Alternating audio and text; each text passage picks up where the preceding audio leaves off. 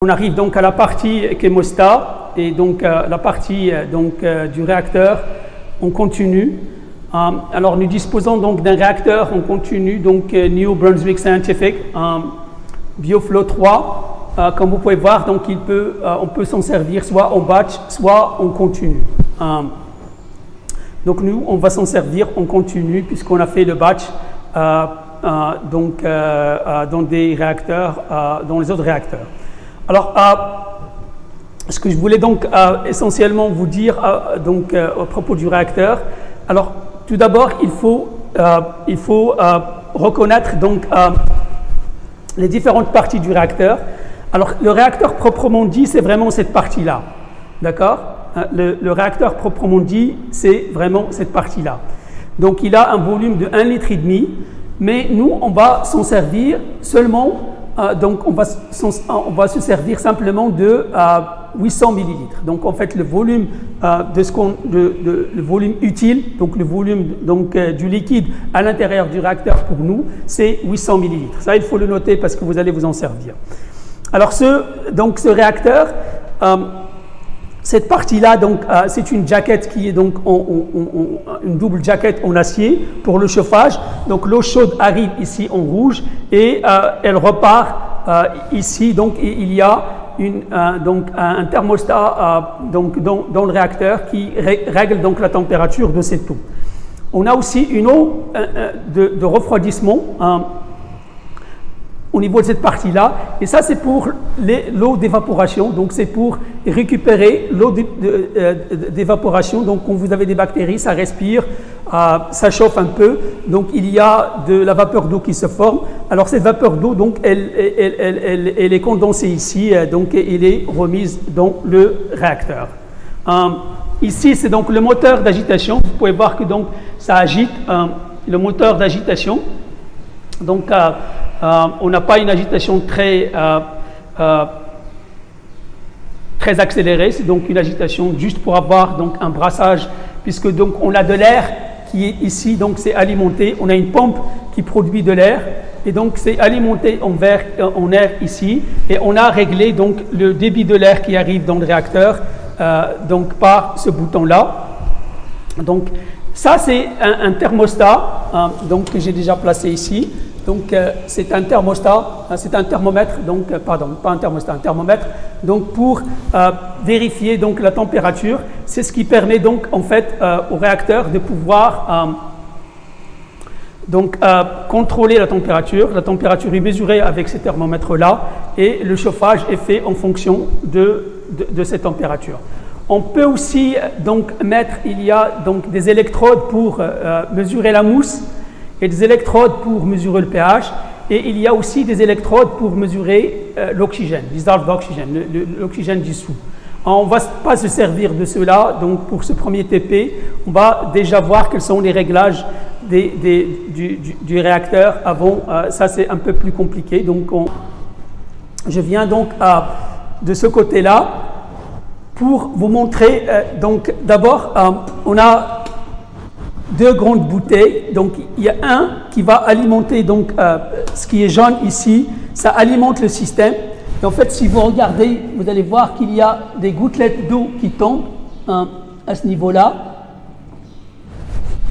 Donc on a une alimentation à partir donc de cette bouteille-là, et cette bouteille-là va nous servir pour la culture, pour la récolte de la culture. Et les deux sont donc attachés à des pompes. On a 4 pompes, donc on peut s'en servir. Et ces pompes, donc je les ai réglées de telle manière à avoir le taux de dilution optimum. Vous allez faire des calculs pour me dire, donc connaissant le volume et connaissant donc le taux maximum de croissance de Saccharomyces, quel est donc ce débit que j'ai appliqué. D'accord? Alors, il y a 2 autres pompes qui sont pour le pH. Il y a aussi une pompe pour l'antifoam qu'on peut utiliser. Donc, on peut utiliser donc un anti-mousse. Et il y a donc une pompe qu'on peut utiliser. Donc, 2 pompes, une pour la base, une pour l'acide, si jamais on veut régler le pH. Mais donc aujourd'hui, on s'en sert essentiellement pour l'alimentation. et l'évacuation donc de la récolte. Alors, donc, qu'est-ce qu'on peut mesurer dans ce réacteur ou régler? Donc, on peut déjà mesurer donc l'agitation ou la régler. En fait, donc, ce bouton-là, il me permet de choisir le paramètre que je veux changer. Et ce deuxième bouton, il me permet de contrôler donc, je peux par exemple regarder, je peux augmenter l'agitation. Voilà, elle est maintenant à 100. Voilà, donc elle est à 100. Vous pouvez voir que donc, ça tourne à l'intérieur. Et en fait, ce bouton-là, il y a trois niveaux. Donc, contrôle, ça veut dire en fait, ça mesure combien la valeur, par exemple pour l'agitation, là, c'est la valeur qui est mesurée dans le réacteur. Là, c'est la valeur que j'ai mis. Donc, en fait, là, il me dit que c'est exactement la même chose. Et en fait, il y a deux autres valeurs dont on passe à servir qui sont essentiellement pour l'oxygène et pour le pH. C'est ce que vous avez fait pour l'étalonnage, par exemple, du pH. Vous avez, pour étalonner le pH, vous avez utilisé, par exemple, le pH 4 et le pH 8 ou le pH 10, par exemple. Donc, ça donne le 0 et puis donc la valeur maximum que vous voulez régler. Mais là, donc, on n'utilise pas l'oxygène, on n'utilise pas la température, on n'utilise pas le pH, donc on ne va pas s'en servir. Alors, pour la température, je l'ai mise à 30 et il est presque à 30 maintenant, donc ça fait un petit moment. Et en fait, il y a ici donc un circuit de l'eau froide donc, du robinet pour donc, alimenter le système. Il faut faire attention donc, de s'assurer que l'alimentation est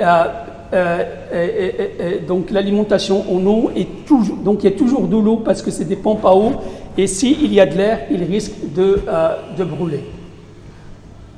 Alors voilà donc, je pense que j'ai passé en revue la majorité donc, des fonctions, en tout cas ce qui nous intéresse pour ce TP. Sachez qu'en fait, on peut, c'est un fermenteur qu'on peut piloter par ordinateur. Et on peut aussi donc, avoir les données, donc on peut récolter les données. Donc il y a derrière, donc il y a un panneau donc, pour connecter, si on veut connecter un réacteur, un ordinateur donc, au système. Alors ce que vous aurez à faire, d'abord vous aurez donc donc là la température elle est pratiquement à 30 degrés. Donc, ce que vous aurez à faire, vous allez observer déjà que le réacteur fonctionne toujours de manière correcte, qu'il n'y a pas de problème, et donc que ça coule, qu'il y a de l'agitation.